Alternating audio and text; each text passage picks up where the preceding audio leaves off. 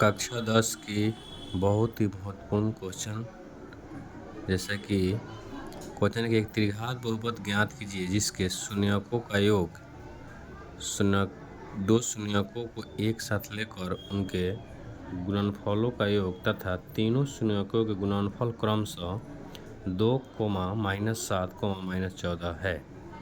हमको त्रिघात बहुपद निकालना है। हम जानते हैं कि त्रिघात बहुपद का व्यापक रूप ax³ + bx² + cx + d होता है, जिसका शून्यक अल्फा, बीटा और गामा है।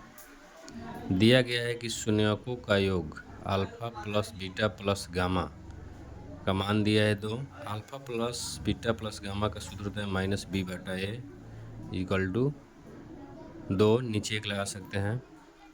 उसके बाद दिया है कि दो शून्यकों को एक साथ लेकर गुणनफलों का योग यानी alpha into beta plus beta into gamma plus gamma into alpha = दिया हुआ है -7।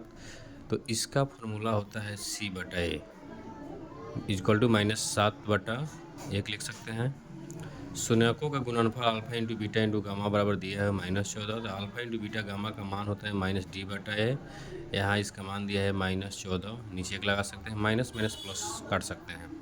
यहाँ a का मान 1 हुआ क्योंकि तीनों में a का जगह पर ये 1 है। b का मान -2, यहाँ शून्यकों के योग में -b के सापेक्ष 2 है तो b का मान -2। c का मान है -7, यहाँ c के सापेक्ष -7 है -7 और d का मान है 14।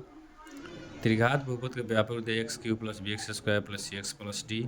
यहाँ a का मान 1 है तो ax³, b का मान -2 है -2 × x² + c का मान -7 है × x + d का मान 14। तो यहाँ हम गुना करेंगे तो x³ minus plus minus 2x² + -7x + 14, यही त्रिघात बहुपद के व्यापक रूप होगा।